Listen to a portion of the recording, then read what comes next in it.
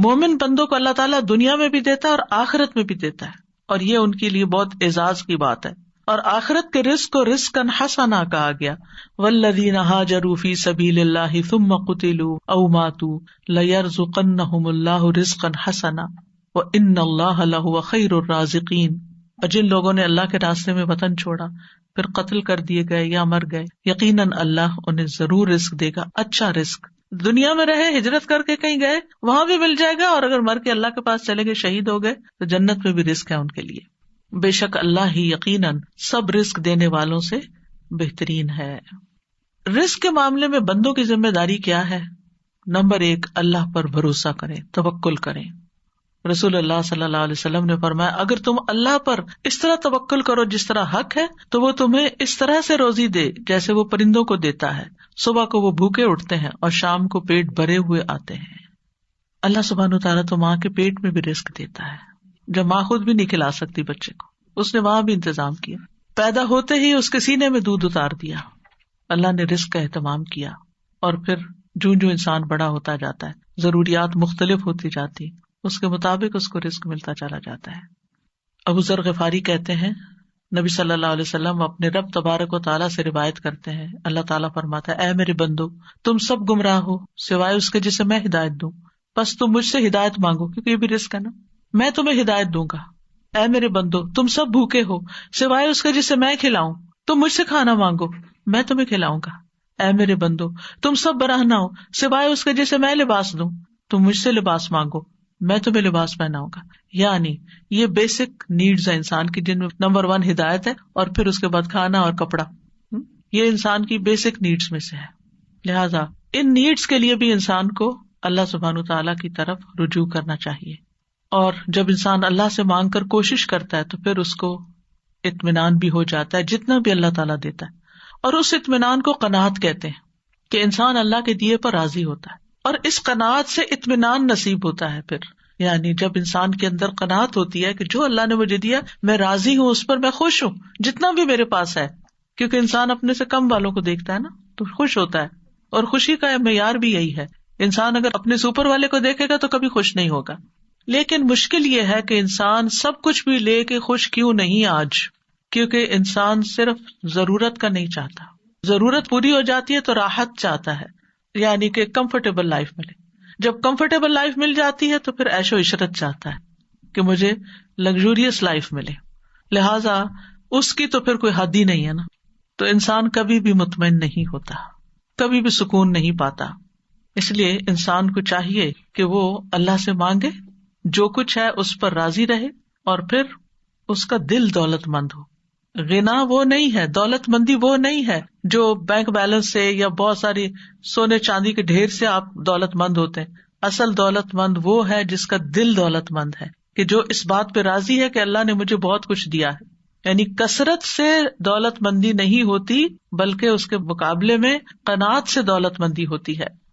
حقیقت یہ ہے کہ دنیا کی زندگی میں جتنی بھی چیزیں ہیں، یا تو یہ انسان کو اپنے کنٹرول میں کر لیتی ہیں یا انسان ان کو اپنے استعمال میں لے آتا ہے. جب ضرورت کا ہوتا ہے تو سب چیزیں استعمال ہو رہی ہوتی ہیں، اور جب زیادہ ہو جاتا ہے تو وہ انسان کے اوپر بوجھ بن جاتا ہے کہ اس کو سنبھالو، رکھو، اس کی حفاظت کرو. وہ اسی کی پوجا میں پھر لگا رہتا ہے انسان، اور اپنے اعلیٰ مقصد زندگی کو بھول جاتا ہے کہ وہ دنیا میں صرف مال اسباب اکٹھا کر کے اس کی خدمت کرنے نہیں آیا، بلکہ وہ اللہ کی عبادت کے لیے آیا. تو اس لیے بہت ضروری ہے کہ انسان حرص سے بچے، کیونکہ حرص کا نقصان ہے. رسول اللہ صلی اللہ علیہ وسلم نے فرمایا 2 بھوکے بھیڑیے اگر بکریوں کے ریوڑ میں چھوڑ دیے جائیں تو اتنا نقصان نہیں دیتے جتنا کسی انسان کا مال کے لیے حریص ہو جانا، لالچی ہو جانا. اور وہ کیا ہوتا ہے کہ انسان جو ملا ہے اس پہ راضی نہیں، بس اس سے زیادہ حاصل کرنے کی کوشش میں، اور زیادہ اور زیادہ، حتیٰ کہ مر ہی جاتا ہے، دنیا سے ہی چلا جاتا ہے انسان. اور اللہ کو دکھانے کے لیے کچھ نہیں ہوتا اس کے پاس، نہ کوئی عبادت، نہ کوئی خدمت، نہ کچھ. تو اس لیے انسان کو حرص سے اور لالچ سے بچنا چاہیے. اس کے اندر غنا ہونا چاہیے، شکر گزاری ہونی چاہیے، اور یہ شکر گزاری ہی انسان کی سعادت کی علامت ہوتی ہے. خوش قسمت ترین انسان وہ ہے، کامیاب ترین انسان وہ ہے کہ جس کے پاس ضرورت کا ہے اور وہ اس پر راضی بھی ہے. حدیث میں آتا ہے اس شخص نے فلاح پائی جس نے اطاعت کی اور اس کو بقدر ضرورت رزق مل گیا. اور اللہ نے اس کو جو کچھ دیا اس پر اس کو قناعت کی توفیق مل گئی، وہ خوش ہے اس پر جتنا ہے اس کے پاس. تو گویا دنیا میں بھی کامیابی کا راز زیادہ ہونے میں نہیں ہے کہ زیادہ ہو، بلکہ قناعت میں ہے، کیونکہ چاہت کی تو کوئی حد ہی نہیں نا. انسان کی چاہت تو لامتناہی ہے، ان لمیٹڈ ہے. جتنا اس کو مل جائے گا وہ کہے گا اس سے اور ہو، اس سے اور ہو. انسان کا پیٹ تو کبھی بھرنے والا نہیں. اس لیے انسان اپنی ساری کوششوں کا مرکز صرف دنیا کمانے میں نہ لگا دے، بلکہ اپنی آخرت کے لیے بھی فکر کرے، اور صرف جسمانی زندگی نہیں، روحانی زندگی بھی گزارے، اپنی روح کا حق بھی ادا کرے، انسانوں کا حق بھی دینے والا ہو. مطلب ضرورت کا سامان وہ ہوتا ہے کہ جس میں انسان کی کوئی ضرورت اٹکے نہ، یعنی اس کے پاس اتنا ہو کہ اپنی بیسک ساری نیڈز جو ہے وہ کسی کی مدد کے بغیر خود پوری کر سکے، اور اس کے لیے انسان محنت کرے، کوشش کرے. تو بہرحال رزق کا مالک اللہ ہے اور انسانوں کے پاس کچھ نہیں. اگر کوئی یہ سمجھتا ہے کہ کوئی انسان اس کے رزق کا مالک اور وہ اس کا رزق روک دے گا تو وہ غلط فہمی کا شکار ہے. اس لیے انسان کو رزق کے معاملے میں اللہ تعالیٰ سے دعا کرنی چاہیے، کوشش اور محنت کرنی چاہیے، جو ملا ہے اس پہ راضی ہونا چاہیے، مخلوق کی طرف نہیں دیکھنا چاہیے کہ ان کے پاس کیا ہے اور وہ مجھے کیوں نہیں ملتا، اور حسد نہیں کرنا چاہیے کسی سے. اور جب مانگے تو پورے یقین کے ساتھ مانگے، اور جب انسان اللہ کا تقوی اختیار کرتا ہے تو اللہ اس کو وہاں سے رزق دیتا ہے جہاں سے اس نے سوچا بھی نہیں ہوتا. وَيَرْزُقْهُ مِنْ حَيْثُ لَا يَحْتَسِبُ وَمَن يَتَوَكَّلْ عَلَى اللَّهِ فَهُوَ حَسْبُهُ، وہ اسے وہاں سے رزق دے گا جہاں سے وہ گمان نہیں کرتا. جو اللہ پہ بھروسہ کرے وہ اس کو کافی ہو جائے گا. ان اللہ بالغ امرہ قد جعل اللہ لکل شیء قدرا، بے شک اللہ اپنا کام پورا کرنے والا ہے، یقیناً اللہ نے ہر چیز کے لیے ایک وقت، ایک اندازہ مقرر کر رکھا ہے. تو بہرحال ہم میں سے ہر ایک کا رزق مقرر بھی ہے. ماں کے پیٹ میں بچے کا رزق لکھا جاتا ہے، اور جو مقدر میں ہے وہ رزق ملے گا، بس طریقے حلال اختیار کریں، اسی چیز کو حرام سے نہیں. یعنی مثلاً ایک چیز کو پانے کے لیے 2 دروازے جاتے ہیں، اور آپ کو کسی ایک کا انتخاب کرنا ہے اور اس میں داخل ہو کر وہاں تک پہنچنا، یعنی دونوں کوریڈور جو ہیں ایک جگہ پہ جا کے ملتے ہیں. اب آپ دائیں طرف سے جاتے ہیں یا بائیں، یہ آپ کی چوائس ہے. آپ حلال طریقہ اختیار کرتے ہیں یا حرام، یہ آپ کی چوائس ہے. محنت تو دونوں میں کرنی پڑتی ہے، حرام میں بھی محنت کرنی پڑتی ہے اور حلال کے لیے بھی محنت کرنی پڑتی ہے. لہٰذا انسان کو چاہیے کہ جلد بازی نہ کرے اور حلال طریقے سے ہی رزق کو حاصل کرے. اور پھر آپ دیکھیے کہ زمین میں چلنے پھرنے اور کوشش کرنے اور محنت کرنے کا حکم دیا گیا ہے. سورۃ الملک روز آپ پڑھتے ہیں، اللہ تعالیٰ فرماتے ہیں هو الذی جعل لکم الارض ذلولا فامشوا فی مناکبها وکلوا من رزقہ والیہ النشور. وہی ہے جس نے تمہارے لیے زمین کو تابع کر دیا، سو اس کے کندھوں پہ چلو، نکلو، کام کرو اور اس کے دیے ہوئے میں سے کھاؤ، اور اسی کی طرف دوبارہ اٹھ کے جانا ہے. یعنی مرنے کو نہ بھولو، آخرت کی تیاری نہ بھولو، یعنی دنیا میں لگ کے اپنی آخرت کو نہ بھولو. انبیاء بھی رزق کی تلاش میں جاتے تھے. اسماعیل علیہ السلام کی شادی کے بعد ابراہیم علیہ السلام اپنے مکہ میں چھوڑے ہوئے خاندان کو دیکھنے کے لیے آئے تو اسماعیل علیہ السلام گھر پر نہیں تھے. جب کچھ دنوں کے بعد تشریف لائے تو اس مرتبہ بھی اسماعیل علیہ السلام گھر نہیں تھے. تو آپ ان کی بیوی کے پاس گئے، ان سے پوچھا کہ اسماعیل کہاں ہے؟ انہوں نے بتایا کہ ہمارے لیے روزی تلاش کرنے گئے ہیں، یعنی کام پر گئے ہیں. تو اس لیے لوگوں کے آگے ہاتھ پھیلانے کی بجائے انسان خود محنت کرے، کام کرے، اور پھر اعتدال سے کام لے. یعنی سارا اپنا وقت، ساری انرجی، ساری جوانی، ساری محنت، سارا ٹیلنٹ صرف اس پہ نہ لگا دے، بلکہ اللہ کی عبادت کے لیے بھی وقت نکالے، اللہ کے دین کی خدمت کے لیے وقت نکالے، بندوں کی خدمت کے لیے وقت نکالے. فضیل بن ایاز کہتے ہیں لوگوں نے سچائی اور حلال رزق کی طلب سے زیادہ افضل زینت کسی اور چیز کے ساتھ اختیار نہیں کی. ابو سعید خدری کہتے ہیں اے لوگو، تنگ دستی تمہیں رزق کو ناجائز مقام سے حاصل کرنے پر نہ اکسائے، اور پھر جو اسباب اللہ تعالیٰ پیدا کرے ان کو اختیار کرے.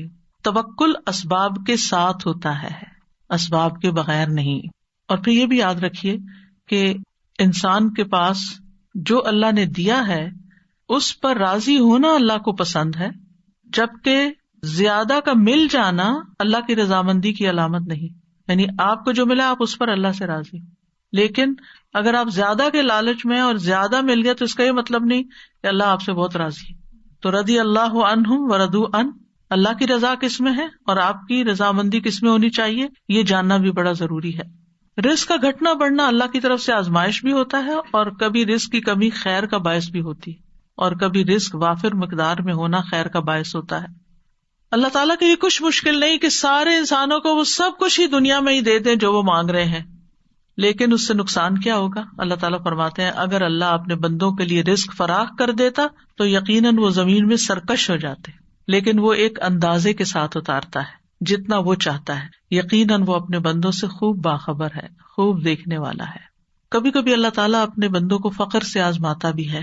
ابو سعید خدری کہتے ہیں انہوں نے رسول اللہ صلی اللہ علیہ وسلم سے پوچھا، اے اللہ کے رسول صلی اللہ علیہ وسلم، لوگوں میں آزمائش کے لحاظ سے سب سے زیادہ سخت کون ہوتے، کس کی آزمائش زیادہ ہوتی؟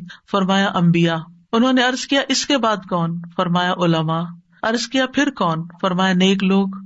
ان میں سے کسی کو جوؤں کے ساتھ آزمایا جاتا ہے یہاں تک کہ وہ اس کو مار ڈالتی، یعنی جسم کے اندر ایسے کیڑے پیدا ہو جاتے ہیں کہ وہ اس کی موت کا سبب بن جاتے ہیں۔ کسی کو فقر سے آزمایا جاتا ہے، یعنی غربت سے آزمایا جاتا ہے یہاں تک کہ وہ چھوٹی سی قمیص کے سوا کچھ نہیں پاتا، حالانکہ وہ بہت نیک ہوتا ہے، چنانچہ وہی وہ پہن لیتا ہے۔ ان میں سے کچھ لوگ جن کو اس طرح کی تکلیف دہ آزمائشوں سے گزارا جاتا ہے وہ اس آزمائش پر بہت خوش ہوتے ہیں بنسبت اس شخص کے جو کچھ دیے جانے پہ خوش ہوتا ہے۔